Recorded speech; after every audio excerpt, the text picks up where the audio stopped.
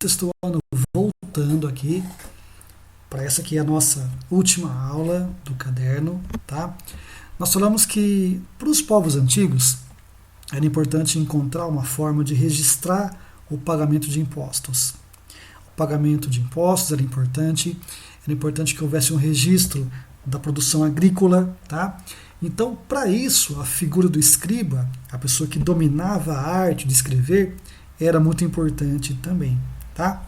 Então, nós falamos sobre a escrita cuneiforme, em formato de cunha, nesse caso, na Mesopotâmia, e aqui do lado uma escrita egípcia, que é uma escrita pictográfica.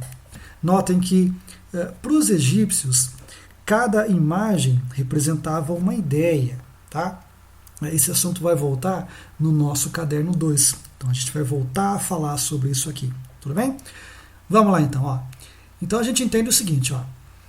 Para poder registrar a quantidade de alimentos, a produção agrícola, a cobrança de impostos, era importante que houvesse um sistema de escrita, que vai ajudar também, inclusive, na circulação de ideias. E nós já falamos em aula que não há história, não há registro de história sem que haja um instrumento de registro, que nesse caso é a própria escrita. Tá? Outro ponto importante, quando o líder da região, ou aquele cara que vai se transformar no futuro em um rei, quando alguma ordem dada por ele não fosse cumprida, principalmente no que diz respeito ao pagamento de impostos, então toda ordem não cumprida ou um imposto não pago seria visto como um crime, certo? Então, a não obediência a um líder ou não pagar os impostos para o líder era um crime. E aí, quem deixou de cumprir com essa, aspas, obrigação, era julgado, recebia uma sentença, uma punição, enfim, tá? Ou seja, a ideia de justiça ou de aparato judiciário vai nascer, tá? Para poder impor a obediência aos súditos. É importante que se obedeça a esse líder. Tudo bem? Muito bem. Então vejam bem. Nossa, quantas vezes eu falei bem agora, hein? Vamos lá. Esse líder antigo, ele começa a se ligar às pessoas importantes da região, aos ricos comerciantes, aos ricos produtores rurais, e ele vai se unir à classe social mais importante economicamente.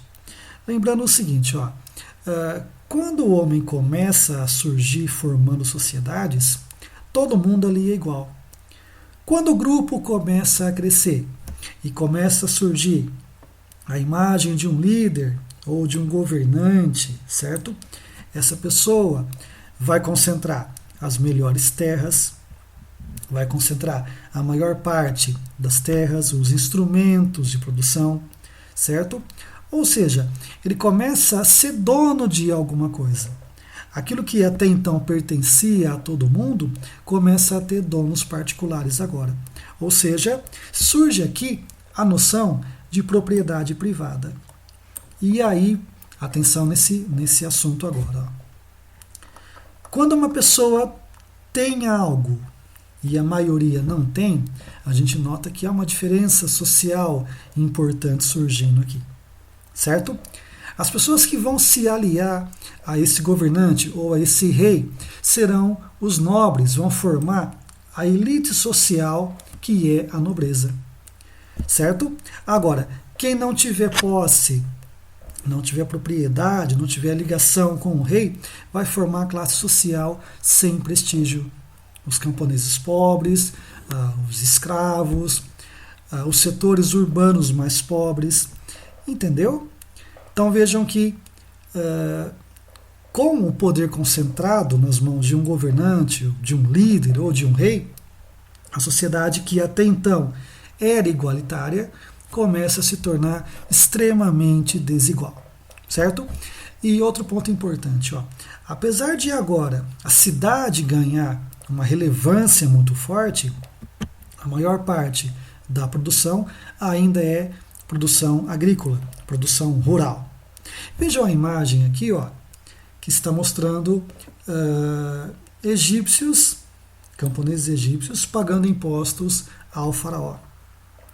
No caderno 2, a gente vai voltar a falar sobre isso e a gente vai entender que o faraó é o líder egípcio e vai ter o poder de um deus. Tudo bem? Outro ponto importante. Ó.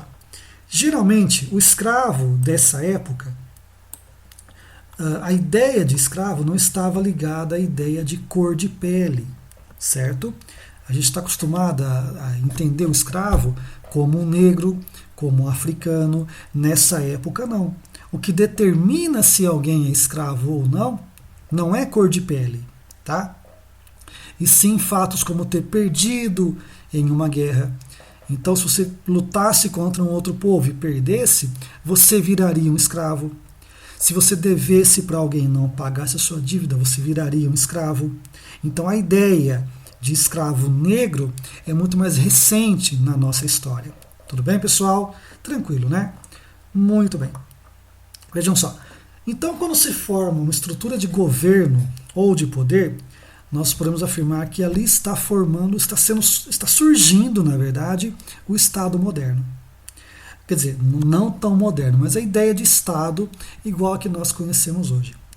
E toda cidade antiga é uma cidade-estado, tá? Por quê? Ela vai ter sua própria lei, o seu próprio governante, a sua própria moeda, em alguns casos até um idioma próprio. Então, uma cidade-estado, pessoal, é uma cidade que se autogoverna, é uma cidade autossuficiente. Tudo bem? Legal. Quando se fala em cidade antiga também, uma ideia muito recorrente é a ideia de civilização, que a gente entende como a pessoa que vive na cidade. Só que hoje esse termo está muito carregado de preconceito. Afinal, a gente trata como civilizado pessoas que têm uma cultura parecida com a nossa. E trata como incivilizado ou inferior aquela pessoa que não tem a mesma cultura que a nossa. E nós já falamos em aula que isso é errado. Não se julga a cultura. Não há cultura melhor nem cultura pior. Existem culturas diferentes. Ok, pessoal? Vejam que esse assunto basicamente encerra o nosso conteúdo. Eu vou postar ainda hoje no grupo de WhatsApp e no plural a atividade resolvida. Já posto a correção da tarefa também, tá? Mas estou dando o nosso caderno por finalizado. Tudo bem? Vou ficando por aqui. Extremamente rouco, a voz mal sai direito, tá? Deixo um abraço a todos. A escola vai entrar em férias agora, tá? Para todo mundo ficar em casa, se cuidar direitinho. Estamos aqui morrendo de saudade, morrendo de vontade de voltar para as aulas presenciais, mas esse momento é importante para que a saúde seja preservada. Valeu, pessoal. Um abraço a todos. Até a próxima e tchau, tchau.